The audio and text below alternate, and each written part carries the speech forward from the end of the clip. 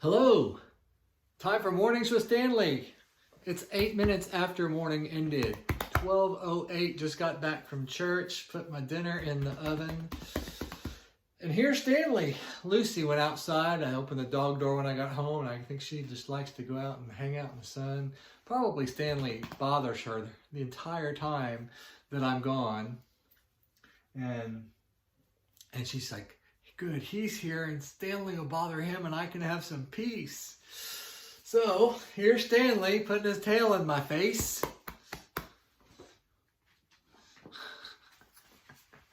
And he's a good boy, aren't you, Stanley? So I just got back from church. We started singing today.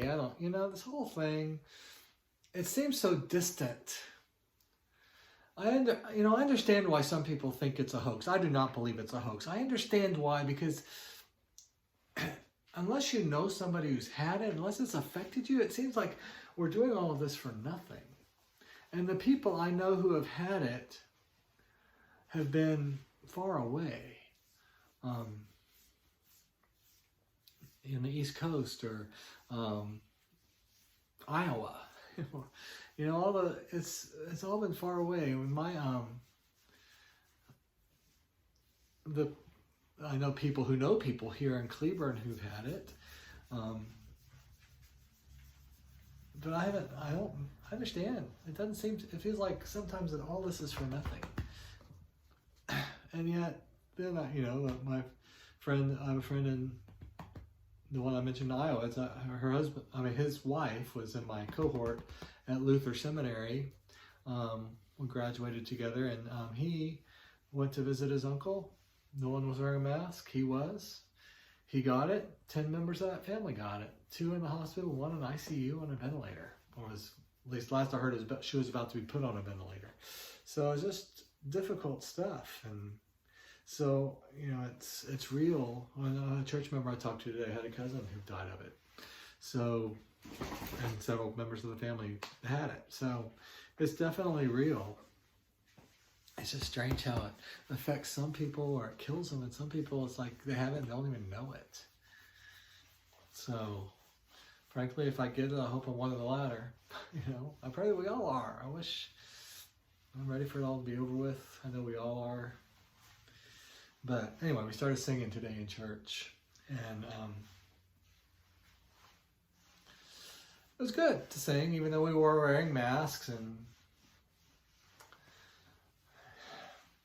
we sang a couple of good songs. And anyway, hopefully my sermon wasn't too bad. And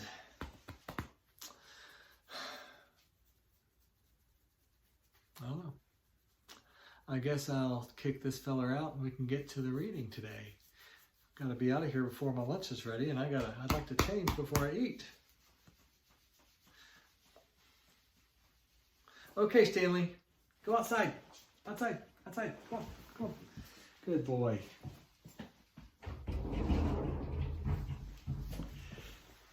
Okay, we are reading Romans today.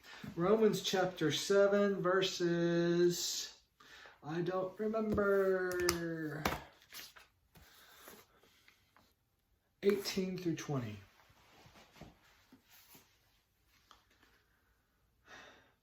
For I know that nothing good dwells within me, that is, in my flesh. I can will what is right, but I cannot do it. For I do not do the good I want, but the evil I do not want is what I do. Now if I do what I do not want, it is no longer I that do it, but sin that dwells in me. The word of the Lord. Thanks be to God. I have a feeling I know where this is going. I've read enough Stanley Jones to know what he's going to talk about, I think. The primary nature and the second nature. This is Sunday of week 24. 2 more weeks and we'll be halfway through the year. The love is the basic urge in us. Why do we do unlovely things and land in unlovely messes? We find the answer in the fact that freedom lies in the self, and that self can throw the switch, turning love toward the self and producing a self-centered person, toward sex and producing a sex-centered person, toward the herd and producing a herd-centered person.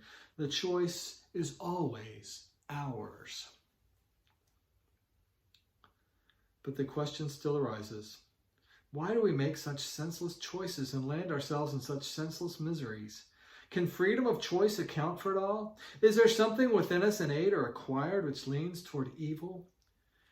In a quotation by Montague, there is this suggestion. It is primary, and it also should be sound nature for human beings to love one another. As it is, primary nature remains striving to love and be loved, while the second nature often puts calculated restraints upon such striving and erects barriers deliberately designed to prevent its expression. All this because the true meaning of love has not been understood. Here he makes a distinction between primary nature and second nature. Primary nature wants to love. Second nature often wants to block it because it hasn't understood. Have we as a human race built up through the ages of contact with and choice of evil a second nature? And does the second nature have a bent toward evil? Is there then a conflict within us between primary nature, which is agape love, and second nature, which is perverted love? Religion answers by calling this second nature original sin. Note that it doesn't say original nature, but original sin. Sin is not nature. It is an alien introduction into nature. God made us in God's own image, hence good. But we, by our freedom of choice, have built up a second nature. That second nature is really not nature. It is an acquired, unnatural imposition on nature. It is the unnatural becoming seemingly natural.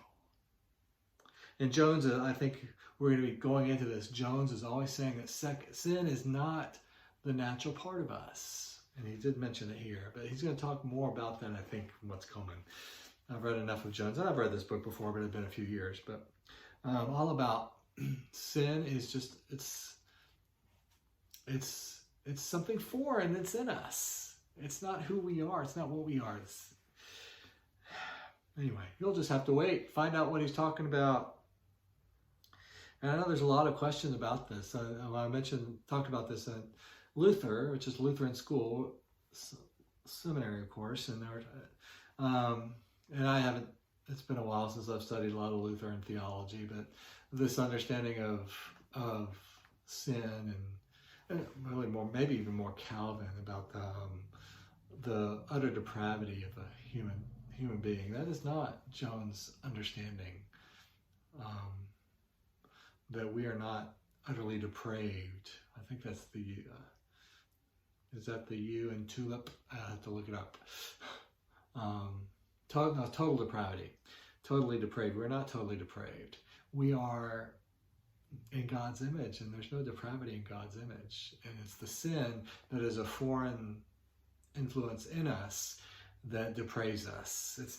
We're not just depraved on our own. That's definitely different from Calvinism, where, all are bad and God had grace for some and redeems some.